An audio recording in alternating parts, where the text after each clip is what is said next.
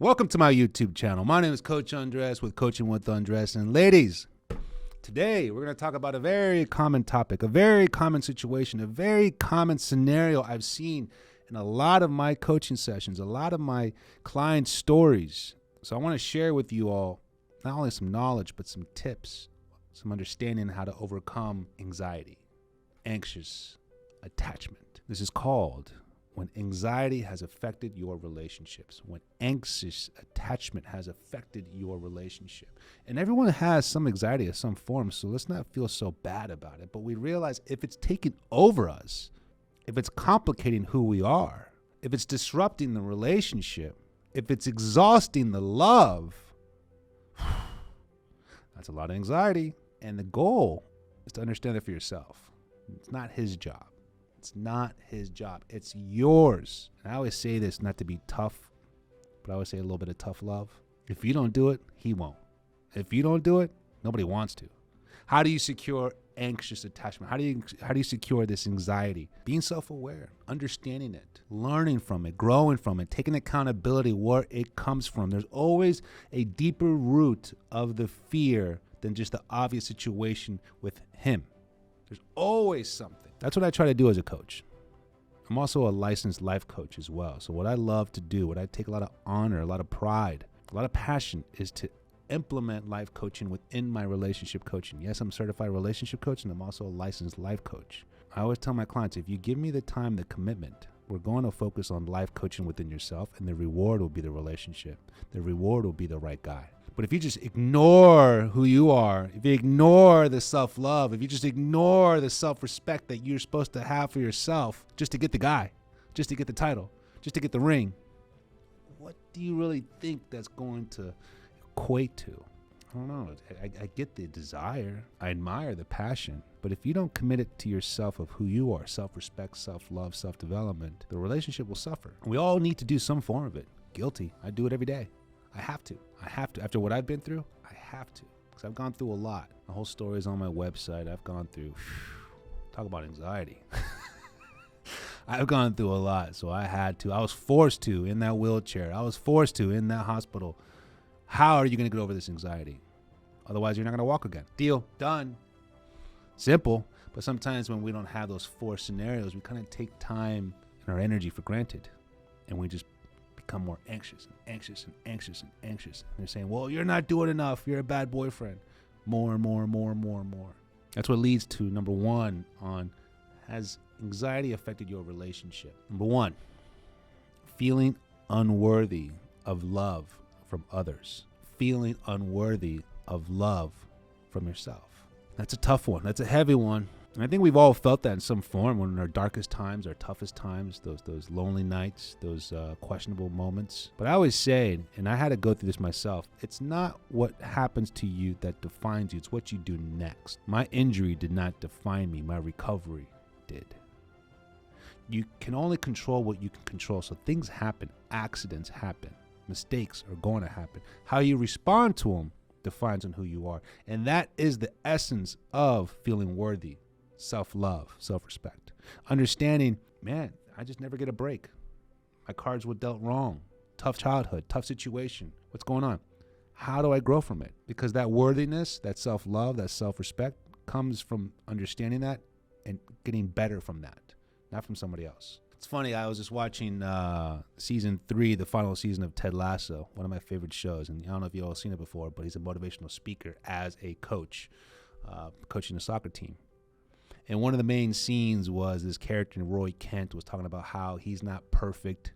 He's still the same piece of you-know-what, who's always trying to get better for his girl that he's in love with. And he's just frustrated that he's not perfect. He's frustrated that he hasn't changed. So he finally humbles himself and asks for help.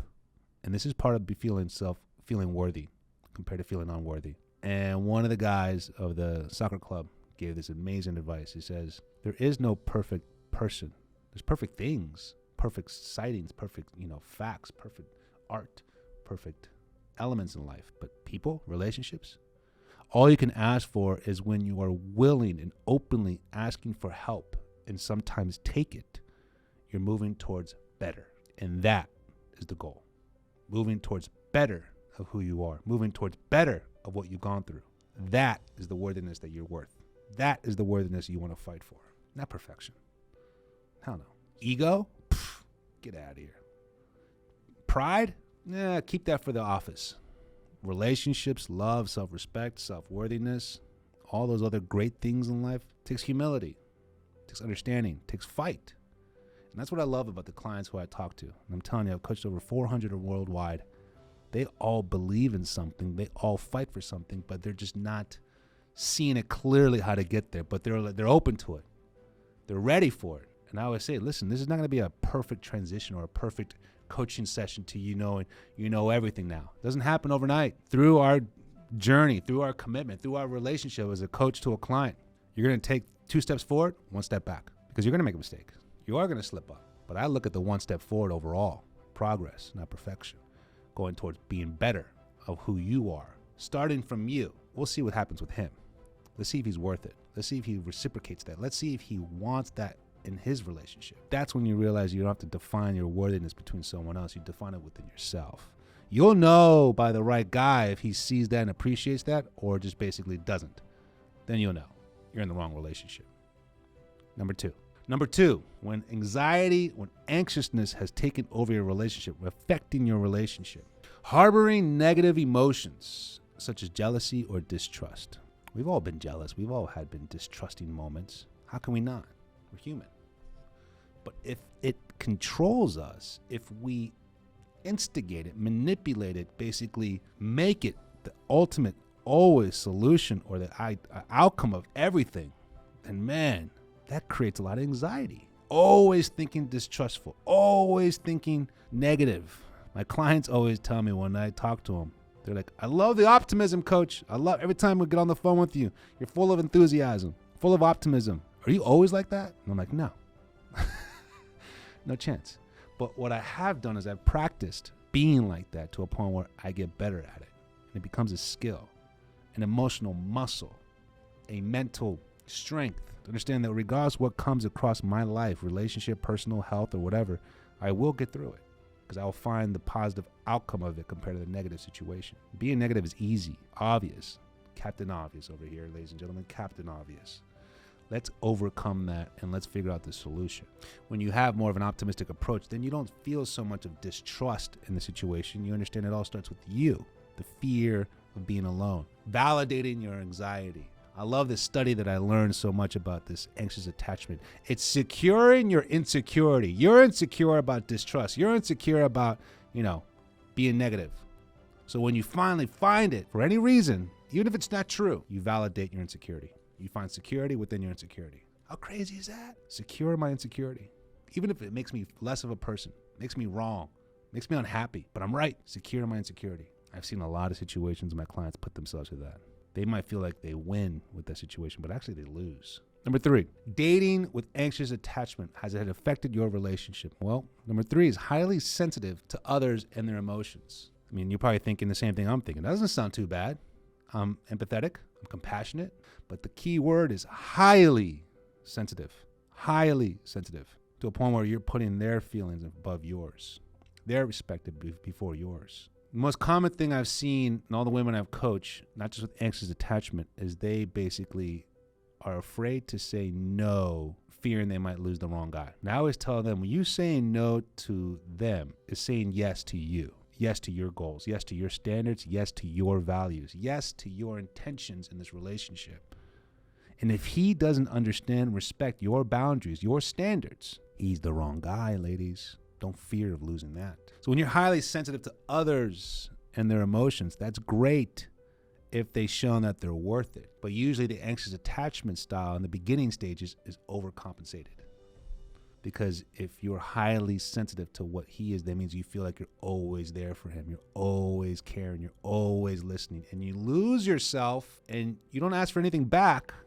But then again, you have all this anxiety, this big void of, what about me? I've seen that happen in the most common situation or with single moms or married women who kind of lose their identity between the marriage, being a mother, being a worker, which is completely understandable, very respectful, but then they become unhealthy. They become anxious. Number 4. The fourth one and the final one, I want you all to, again, write comments on what you're feeling about this topic. Give me scenarios of what it is you're feeling in this situation. Hit the like button, which I'd really appreciate. Of course, hit the subscription, so in that way you get notified for future videos. I have more videos on this topic. I also have videos coming up with avoidant attachment and how to secure these attachments. Number 4, preoccupation with the relationships.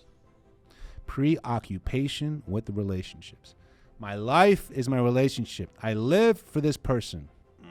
It's very romantic, but it's not smart. Strongly committed, but not healthy. You can't be obsessed with the relationship. You can't be only defined from the relationship. It's somewhat, again, it's romantic in the beginning stages because you got caught up in like, wow, I can't live without that person. I think it's great. But when you're talking about sustainability, a long-term relationship, maybe even marriage, your preoccupation has to be within yourself to keep you attractive, to keep yourself respectful, to keep yourself prioritized, to keep your value high, to keep the other person motivated, inspired, intrigued, attracted, honored to be with someone like you. That's the key part, to feel lucky. Make the man feel lucky that, my goodness, not only is she an amazing girlfriend, but she's an amazing daughter. She's an amazing mother. She's an amazing sister. She works her ass off. She stays in shape. I don't even know how she has time for that. She's such a good friend to her girlfriends. She's always learning some kind of new course or language or activity or a recipe or exercise routine. She's always doing something. All these preoccupations that she has within the relationship within herself. God, I'm lucky to be with her. And she chose me. She chose me. Lucky man. That's the woman I want you to be, ladies. That's the woman I'm going to coach you to be. Starts with you. My name is Coach Andres with coachingwithandres.com. Check out the website if you have any comments or interest in any coaching sessions. Leave any comments if you want to know more about this topic, and I'm here to help you. Thank you for watching, and I appreciate your support. Take care.